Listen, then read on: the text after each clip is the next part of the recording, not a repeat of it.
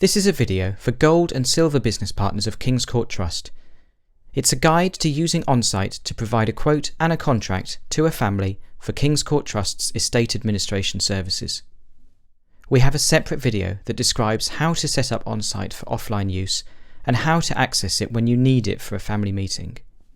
So I've followed those instructions and I've logged into Onsite, and this is the home page. I can see from this notification in the centre of the home page that I'm online, and it says last synced a few minutes ago. I'll talk about sync later. But let's assume the most common scenario is you're working offline in a family home where there's no internet connection available. So I'll disconnect from the internet. So I've just disconnected from the internet and the notification on the home page has updated. I can still go ahead and use Onsite. The first thing to do if you're starting a meeting with a family is to click Start New Inquiry. And now there's a series of steps that take you through the process of providing a quote and a contract, and there's a progress bar at the top so you can see the progress you're making. The first step is about entering basic details, and you can see it's largely about the contact details for the deceased and the main contact. It's fairly straightforward and it should just take a couple of minutes to complete. So I've just filled out the information on that page and I've proceeded to step 2. And this is about generating a quote. Step 2 is split into different pages which you can see on the left-hand side of the screen.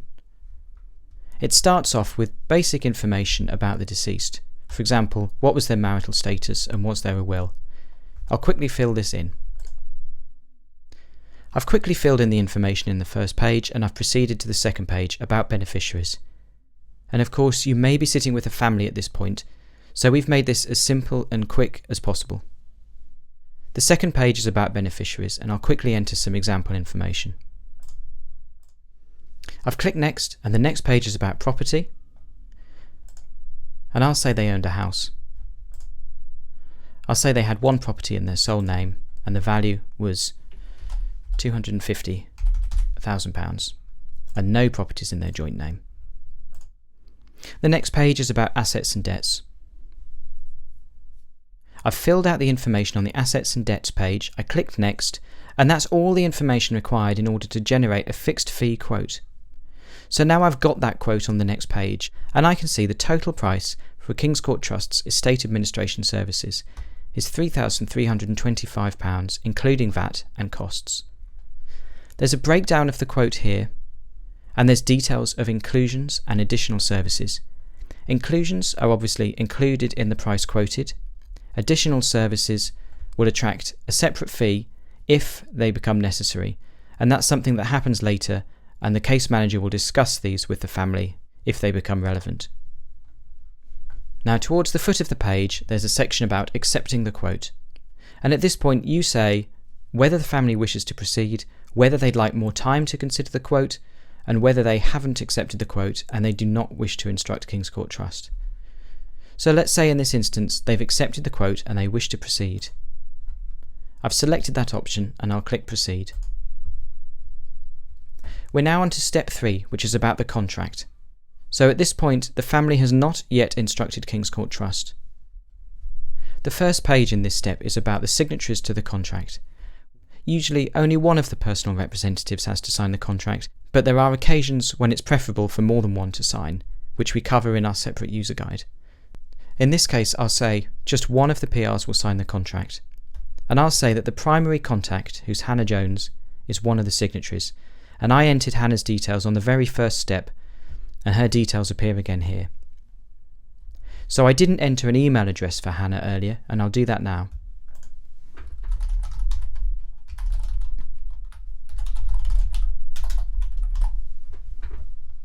And then I'll click Next. And the next page is about producing the contract. There are 2 options here. One of them is an e-contract and one of them is a paper contract. The preference is to produce an e-contract, so I'll click the e-contract option. And there's more information on this page and in our user guide about the difference between an e-contract and a paper contract. So I've selected that the signatories have agreed to sign an e-contract. And when an e-contract is generated, an email will be sent to the signatories. In this case, it's just Hannah Jones, and she will receive instructions by email about how to sign the e-contract. So you have to be online at this point to generate that email, but even if you're offline, you can still choose the e-contract option, and next time you go online, the email will be sent. So I selected e-contract, and let's say I was offline during the meeting, and I later went online, and now that email has been generated, and Hannah has signed the e-contract. So I'm now ready to transfer this inquiry to King's Court Trust, and this is very important. While Onsite is offline, King's Court Trust has no visibility on the data that you've entered.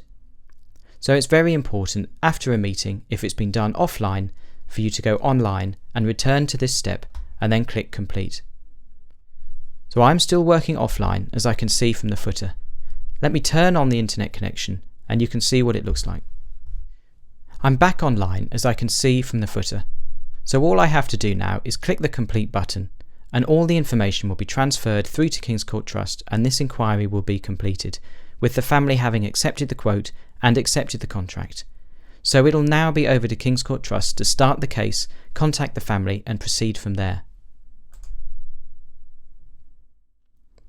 So it's as simple as that, and I can see brief details of this inquiry appear on the home page of Onsite. And if you've completed an inquiry, that's all you have to do with Onsite. Onsite is specifically about dealing with that inquiry at a family meeting.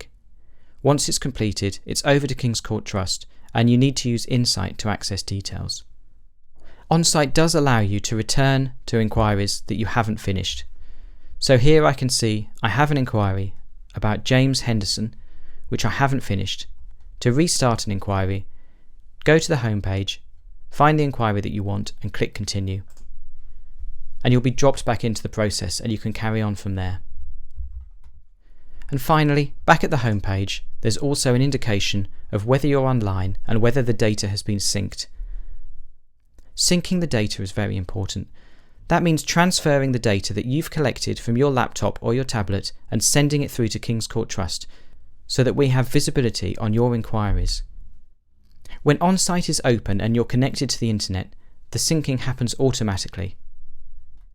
So all you have to do, if you have data to sync, is go back to your home or office, go online, return to this page, and the syncing will happen automatically and it will tell you that it's done that. So that's our introductory video for using Onsite in a family meeting. There are more details in our user guide, and of course if you have any questions about Onsite, please contact us.